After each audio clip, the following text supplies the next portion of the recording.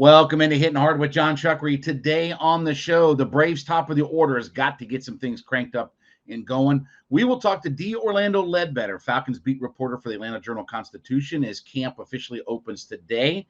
And we got to find Kyle Pitts some red zone targets. I'll give you some numbers on that as well. All next, Hittin Hard with Jon Chuckery, Locked on Sports Atlanta. This is Hittin Hard with Jon Chuckery, part of Locked on Sports Atlanta. And it starts now.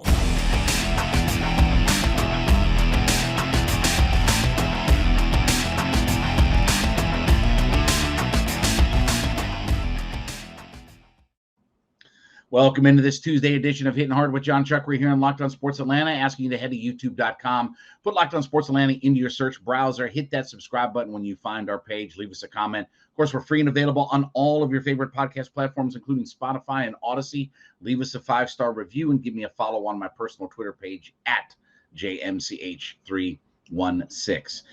Braves took it on the chin last night. Max Fried wasn't terrible, but it wasn't outstanding either. Maybe a little bit of bad luck mixed in, but the Braves dropped their first game in Philadelphia last night. And because the Mets did not play, they lost a half a game last night. So, look, Mets, get the Yankees for the next couple of nights. Hopefully that's going to be a couple of losses, but Braves have lost 2 in a row now. And, part of what they got to get going on is the top of the order. And obviously Ronnie and Dansby have been such linchpins in why the Braves have been so successful and got themselves right back into this division race. Ronnie, for all the limitations and things like that at the very beginning of the year, is now, for lack of a better way to describe it, probably about as healthy as he's going to be, right? And Dansby, you could make a case, was the MVP of the first half of the season, at least through the first 81 games of the season, having a career year, and obviously he's getting ready to go into his free agent year. And those two guys at the top of the order have provided a lot of punch and a lot of table setting for Olsen and Riley and Acuna and everybody to set them. But of late, it's been a lot of struggles for the Atlanta Braves top of the order. Let me give you some numbers here. Ronnie, in his last 12 games, is hitting 186 with a 314 on-base percentage and a 233 slugging. He has no homers, 1 RBI, and only 3 runs scored. Dansby, in his last 11 games, is hitting 191 with a 277 on-base percentage, a 286 slugging percentage, 9 runs scored, 1 home run in 4 RBI. Now, we talk about, making trades and doing this and doing that. Part of this is you got to get your guys cranked up and going. And to be honest with you, when you talk about this offense with Riley, Olsen, Acuna, there's a lot of feast and famine that comes with those guys. But this offense gets it going when those top 2 guys find their way on base. And that's been the thing about Dansby this year, unlike other years, is that he does have a really good on-base percentage. So you've got at the top of your order for this team, you have 2 guys who've been getting on base, 2 guys who have good power, and 2 guys who can run like crazy and have a whole bunch of steals. You're talking about 35 steals between those 2 guys? And they're both in the, 350 and above on base percentage. So over the course of the season, they've done everything you could ask for a 1-2 hitter at the top of the order. In fact, I would argue, what teams have a better combination of 1-2 at the top of the order than what Ronnie and Dansby have provided this year? But it's what those guys do that sets the table for everybody else. Now, we'll talk more about this here in just a second, but want to talk to you about our friends over at Dave. Dave is the new banking app that, look, we're about ready to get back into starting school, right? My daughter starts school on Monday, August 1st. Crazy, right? You got clothes, you got supplies, you got this, you got that, beep, bada, boop. You got to get things done, right? But, if you're like me, you came back from vacation, maybe a little bit short of cash or what have you like that, right? You need a little bit of help, okay? The Dave app is the way to go. It's a way where you can get as much as $500 instantly with their extra cash app. So listen, you need to get school supplies, you need to get school clothes, you need to get food for lunches, and you need to put gas in your car to get ready to drive your kids, right? That's like buying a new house, putting gas in your car nowadays, right? Dave is the app that really helps you out. So here's what I want you to do. I want you to download the Dave app in your favorite app store right now. That's Dave, D-A-V-E. Sign up for the extra cash account, and you can get up to as much as $500 instantly by signing up for the extra cash account. Terms and conditions, go to dave.com/legal. Instant transfer fees apply. Banking provided by Evolved, member FDIC, excuse me. Dave is the way to go. If you need a little extra cash as we're getting ready for school season, head over to Dave, sign up for the extra cash account, and you can get as much as $500 instantly into your account. But let's be honest, the middle of the Braves lineup is not going to create a whole lot unless you can put pressure on teams and defenses and things like that. And that's what Ronnie and Dansby have provided so well at the top of the order. Not to mention the fact that, look, you end up with a single, right? You get Ronnie on base and he's at first, and you get like a single, maybe that's a deep single. Ronnie can score. Ronnie can certainly score on a double. Dansby can score on a double from first, right? Those guys provide you with the ability that you don't have to hit the ball out of the ballpark, right? If you can get the ball in the gap or anything like that, those guys can score from anywhere on the base paths. And lately, those guys have fluttered. And unfortunately, it's one of those things where it's not been one, it's been both guys that have fluttered. So, yes, while, Riley's been fine, Olson's been fine and all that kind of stuff, those two guys are such keys to the lineup that if those guys are both struggling at one time, it does give me a little bit of concern. Now, look, I'm not talking about changing anything. I'm not talking about doing anything different. I'm not even talking about shuffling the lineup around. As much as Snicker likes to change and shuffle his lineup around, it would make no sense right now to move either of those two guys out of the spot where they've been so successful this year. The key is just getting those guys back to what they were doing earlier in the year. And look, I'm not so much worried about batting average with those two guys. What I do want to see is the on-base percentage get itself back up. So if you got to find a way, if you're not hitting well, draw walks. Figure it out. Get yourself on base. You have to get yourself on base to let Olson and Riley and Ozuna and d'Arnaud and Contreras, you need to get on base to let those guys do their thing. So I'm not worried about what they hit from a batting average standpoint. I am looking at what their on-base percentage is. And, I do want to see some occasional pop out of those guys, right? Hopefully, I was hoping that Ronnie coming out of the All-Star break, maybe, got to swing, fix a little bit, have a little fun, take a little rest and things like that. But, again, he and Dansby are both struggling mightily. And, the unfortunate thing is that you don't want this thing lingering too long because you're not very far away from getting into the Mets series.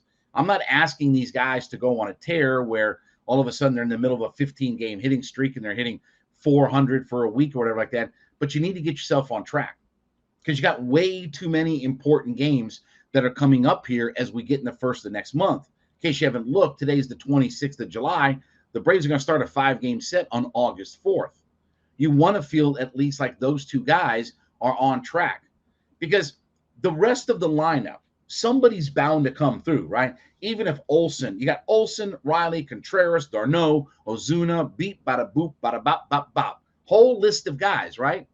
So even if one or two of those guys aren't doing anything, you've got enough power and enough run driving and ability throughout the whole middle of that lineup that you don't have to worry about if one or two guys aren't getting things going. You got plenty of guys you can pick from, right? And those guys you can sort of interchange and you can mix and mash those guys up a little bit. But Ronnie and Dansby are where they are for a reason. That's your speed, that's your on base, that's your guys with good power, right? It's all these things that you look for in your top two hitters. Those guys are sort of unchangeable right now. And especially when you don't have Ozzie Albies, and Arcia's struggling, right? And I don't think they want to move Michael Harris up or anything like that. And he's having his struggles, but again, Dansby and Ronnie fit their role perfectly for where they're at. Need to get those guys cranked up and going, especially before they head up to Gotham and take on the Mets for 5 games.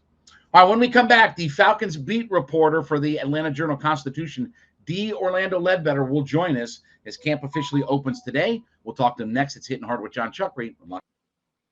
Welcome back into Hittin Hard with Jon Chuckery here on Locked On Sports Atlanta. This segment brought to you by BetOnline.net, your number one source for all of your betting needs and sports information. Really easy to use, free and available on all of your app stores. BetOnline.net. You want to get scores, reviews, podcast information, anything is right at your fingertips. Use BetOnline.net for the fastest way to place your wagers. We got MLB season, boxing, MMA, golf. Everything's still cranked up and rolling. And, oh, yeah, we're about to get heavy into football season. BetOnline.net is where the game starts. We welcome into the program the man who is the beat writer for the Atlanta Falcons, for the Atlanta Journal-Constitution, D. Orlando Ledbetter, joining me. Of course, you can follow D. Led on Twitter at DOrlandoAJC and check out his work at AJC.com. And D. Led, as we get ready for another training camp, what for you are going to be a couple of your most important position battles you're going to be watching?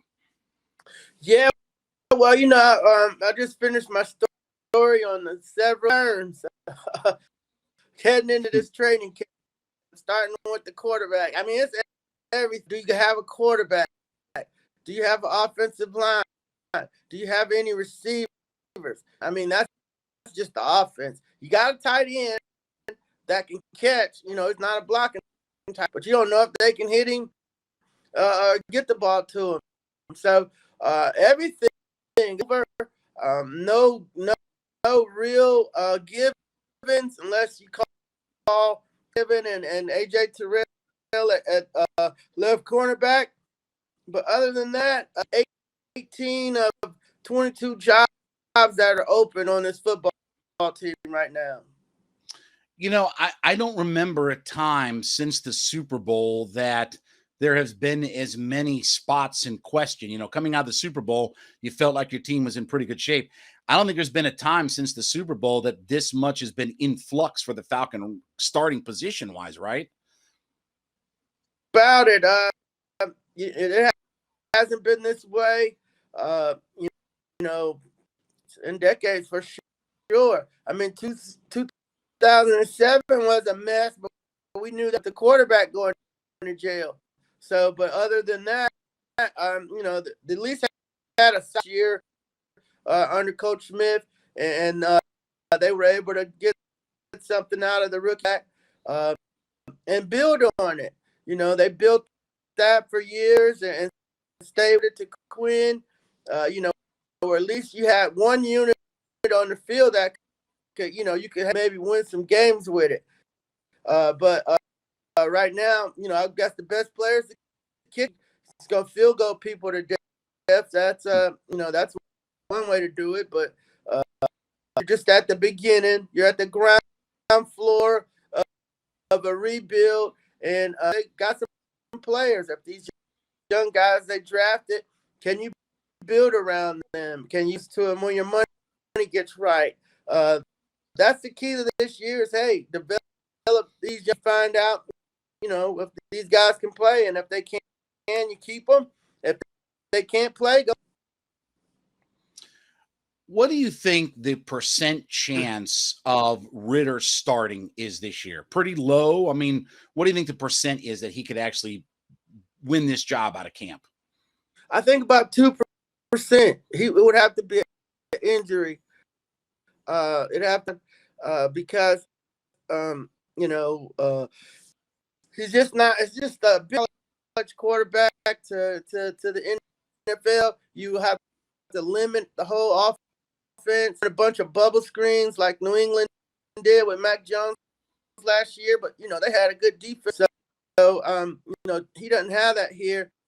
You're gonna ruin our situation if you have to play him too early, where he's gonna be holding on the ball, getting hit a little bit with him, but you can't really get away with running a whole lot.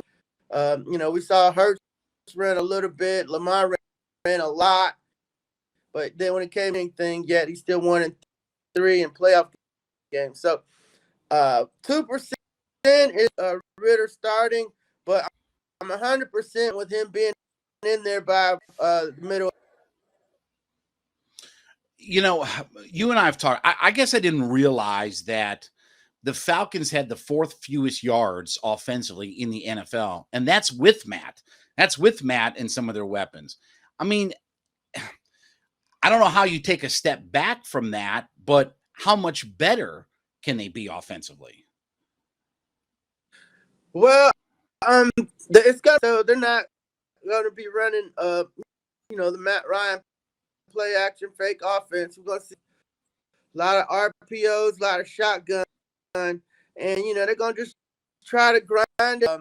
John, maybe even keep the defense off the field a little bit game with Patterson, Damian Williams, and whoever step. It's not going to be real exciting ball. They're going to try to, RPO it inside the numbers. It's just not real sexy, but I don't know how line. So I'm thinking you're gonna see some changes on that line. Fetty taking up maybe McGarry's spot. I think they're committed to Jalen Mayfield, but if like he did last year, they might have to turn to a veteran like a lot. And then at center, they tried to move Drew Dalman in there last year in the middle of this half. So kind of know who's going to win that spot. And so, clock yet, we're going to find out when they play the Jets. They scrimmage the Jets on 20th, and then they scrimmage the Jaguars. So we'll get to see Trayvon Walker come in here and see what he can do against the Falcons tackles and so forth.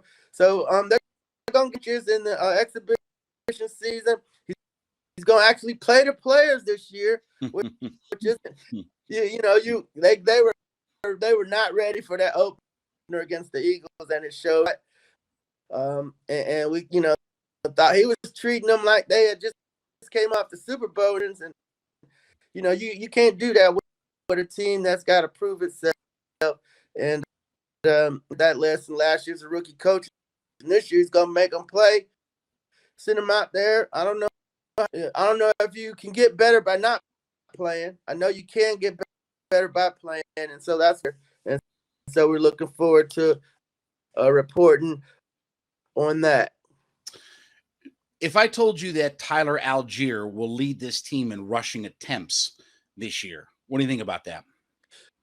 I would think that probably would mean that he didn't fumble the ball, which are his issues, which is a one-cut runner. And I guess he found some holes to run from. I mean, that could happen. It could certainly happen. I just don't, round pick. I mean, we're talking about, the kid that, ran for Alfred Morris. He was a sixth-round pick out of James Madison 3 years in a row in Shanahan's offense. That's once he left Shanahan and Bobby Turner. So if the new running back tree can get this rookie fifth-round pick rolling like Alfred Morris, we're coaching. What's the likelihood, D-Led, of adding another piece, either offensive, defensive line? They have some money. They've kind of been pretty quiet about adding anybody. You think that there's still somebody in the mix before we get to the week one of the regular season? Yeah, definitely, John. They also are priority on the waiver wire, and this isn't a surefire NFL guy. So, any big player they're gonna probably look at. They want to get an interior push. Myquan Graham are gonna get that shot at that other end. If they can't get it going, they can pick somebody up there. No question about it. I think they're happy with the linebacker, but injuries could change everything there. And the big one, Oliver can make it back from his knee injury. So, if you can't get him back in a nickel buyer, that doesn't cost a lot. anybody from the Bears or the Titans that get that's where all the Falcons front office people are from, and the Saints to some degree. The Saints players very well. So that's what they've been doing. They've been picking up their own players that they in Chicago or play with in Tennessee. They got good evaluations on pick them, but you still need somebody neutral like your national scouts and make sure you're not just picking, people that you're comfortable with and so forth. You want available. Last thing, D-Led. Deion Jones put on the PUP list. I think it's pretty convenient. Likelihood that we see him with the Falcons week 1. I think it's a probably.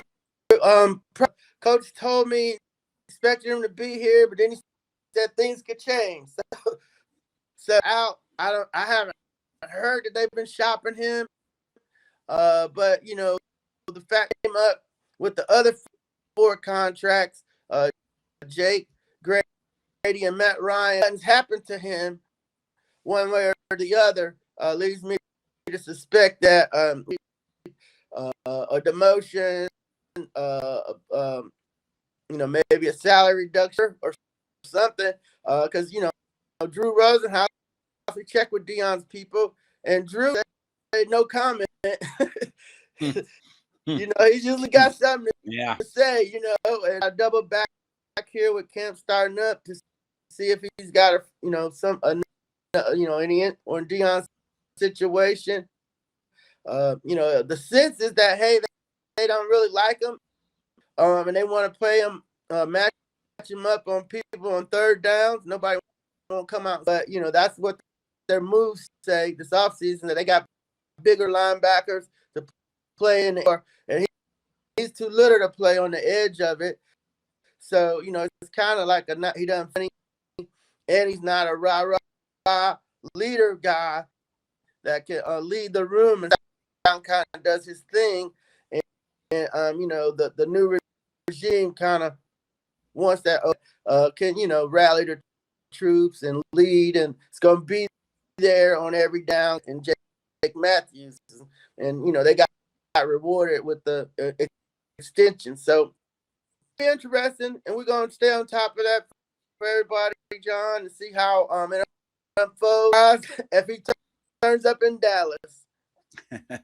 Check him out at ajc.com. All of his work is there. Follow him on Twitter at DOrlandoAJC. D-Led, thanks so much, man. Appreciate you being a part of the show. Thanks for being part of Hittin Hard with Jon Chuckery. We'll be back on Locked On Sports.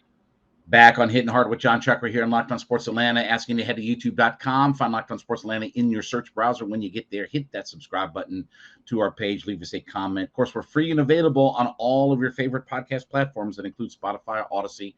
Leave us a 5-star review and then give me a follow on my personal Twitter page at JMCH316.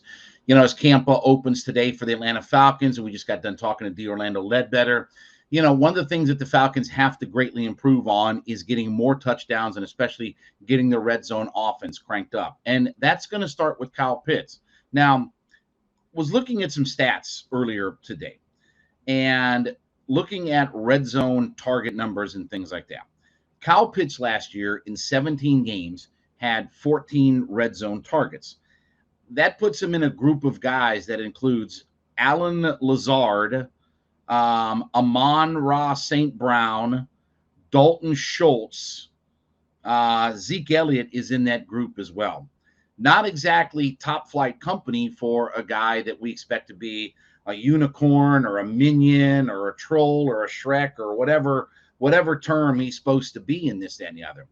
What's even more concerning is the fact that of the 14 red zone targets that he had last year, he only had 4 completions on that. So 4 completions, 4 catches in 14 attempts.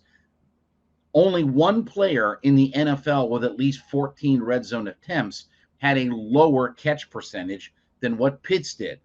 And obviously Pitts ended up with only 1 touchdown during the regular season. Now, I know, because again, we can't do this. Well, it's not all Pitts' fault. It's Matt Ryan. Okay, all right. Matt Ryan, just so you understand, was one of only 3 quarterbacks in the NFL last year that did not have an interception in the red zone. He had 18 touchdowns and 0 interceptions. So I don't know how many bad balls he could have thrown if the guy never got a play picked off. Must not have put in too much jeopardy to not have an intercept. But then again, we're past all that, right? Well, no, a lot of you aren't. But anyway, we're past all that. So when looking at red zone target numbers, listen to some of these numbers. Cooper Kupp, 37 targets last year, 13 touchdowns. Stephon Diggs, 34 targets, 10 touchdowns. Devontae Adams, 27 targets, 10 touchdowns. Tyreek Hill, 23 attempts, 7 touchdowns. Hunter Renfrow, 23 attempts, 9 touchdowns. How about a tight end? Okay, Mark Andrews, 20 targets, 12 catches, 9 touchdowns. Can I tell you, that's where Kyle Pitts has to be this year. And I don't want to hear excuses about double teams or quarterback or what have you. Again, you have to find a way to take advantage. If you're going to tell me that we drafted a guy at number 4 overall and number 8 or whatever it was last year for Drake London, you have got to offensively find a way that when you get in the red zone to take advantage of those guys and get completions and get touchdowns. It's not going to be acceptable to tell me about this offense muddling and fuddling around, and he's got 14 red zone attempts in a 17-game season. Less than 1 red zone attempt. And again, I'm not going to tell you it's all on Pitts, but 4 attempts and 4 catches in 14 attempts, he has to have some responsibility. Yes, Matt probably gets some. Yes, Arthur Smith and his play calling gets some. I get all that. But please don't sell me on the idea that he's blameless. If he's a unicorn or a minion or a Shrek or, one of the 7 dwarfs or whatever, this thing is that we're fascinated by. And it's why I've said last year, I don't think his impact was nearly as big as what some people thought. Now, we'll talk more about this in just a second, but want to talk to you about my friends sponsoring the show today. As always, Coffee AM. My folks over at coffeeam.com. Listen, they are the best small batch roaster of coffee in America and located right here in the state of Georgia, up in Canton. Online company, coffeeam.com. Check out their wide range of products, coffees, teas, gift sets. Everything is there at coffeeam.com. You like organic coffees, you like flavored coffees, you like darker roast, light roast, you want ground, you want K-Cups. They got everything available to you. And here's what we've got going on for you today, because I love these folks so much. Coffeeam.com. You go to coffeeam.com/lockedon. Coffeeam.com/lockedon. And here's what we got. Put together your order, coffees, teas, gift sets, whatever it is you got going on there. And when you put that first order together and you head to the checkout, in the coupon code, put in Locked On, LOCKEDON, LOCKEDON. Put Locked On as the coupon code at checkout and get 15% off that first order of coffees, teas, and gift sets. Yes, 15% off that first order you put together at coffeeam.com. Love these folks. Best small batch coffee roaster in America. I drink multiple cups of this stuff every single day. Love our folks at Coffee AM. But head there now. Take 15% off that first order by using the coupon code LOCKEDON, LOCKEDON. So, look, when you look at those numbers just in general, and look, Pitts led the Falcons last year in red zone attempts. I mean, to be honest with you, I mean, it's a pretty frightening list when you look at Pitts had 14 attempts, Gage had 13 attempts, Patterson had 12 attempts, Ridley, for not playing at all, had 10 attempts, right? Zacchaeus 8, Hurst 7, Davis 5, Tajay Sharp, Kadri Ollison, Lee Smith, Christian Blake. Good God Almighty, that list makes me want to throw up in my mouth just going through all of it. So you want to put your finger on a number that's got to change and has to improve. Number 1, red zone targets for Kyle Pitts. Number 2, red zone catches off those targets. Number 3, most importantly, is touchdowns. Think about the fact that Cooper Kupp had almost as many touchdowns in the red zone last year as Pitts had targets. Kupp had 13 touchdowns Pitts had 14 targets. None of that is acceptable. And I don't want to hear about being new, and I don't want to hear about adjust. You have to take the weapons that you have and find a way to maximize it. And let me ask you a question. You think Kupp and Diggs and Adams and Andrews and guys like that and Mike Evans had 18 targets with 9 touchdowns. Half the time they throw to Evans in the red zone, it's a touchdown. That's what our guys have to be. This is where we talk about, if you're going to tell me that we drafted all these pass catchers and all this kind of stuff, they have to make some hay. And I don't want to hear about Ridder and Mariota and everybody like that, because y'all didn't want Matt Ryan. So if you don't want Matt Ryan, this is what you're left with at quarterback. But you have to take advantage. You have to start figuring out how to maximize these guys down in the red zone.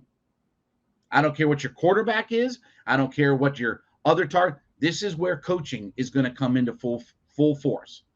This is where either coaching and Kyle Pitts can figure it out together, or we got problems, or we got some issues.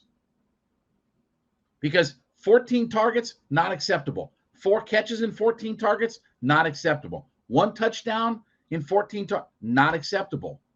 And again, Pitts, coaches, quarterback, everything has to come together with it. So I can tell you, I'm going to be watching that number to see where he's at with all this. Because again, if you're going to sell me on unicorns, Shrek, Minions, whatever it is that you're trying to sell me on with it, the numbers have to be there. And there are plenty of examples. You want to be thought of as one of the top guys in the league? That's the number that gets you there.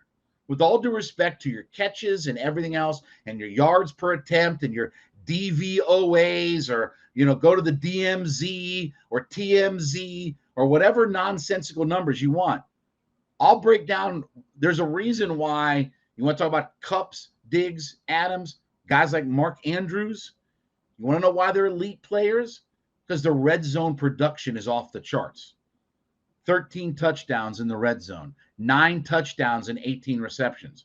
Andrews was 9 touchdowns on 20 attempts, 60% catch percentage, 96 yards, 9 touchdowns. 8 for 11 inside the 10-yard line with 7 touchdowns. 8 for 11 with 7 touchdowns. That's where Kyle Pitts has to live. That's where he and the coaches and everybody has to get it figured out. All right, we thank you so much for making Hittin Hard with Jon Chuckery your first listen. Make A to Z with Mark Zinno your second listen every day. Mark is back talking all things Atlanta sports. He is free and available on our YouTube page at Locked On Sports Atlanta, and of course on all of your favorite podcast platforms, including Spotify and Odyssey. Give us a 5-star review there. Also, leave us a comment on our YouTube page, and of course, give me a follow on my personal Twitter page. That would be at JMCH316. We'll be back with you tomorrow. It's been Hittin Hard with Jon Chuckery on Locked On Sports Atlanta.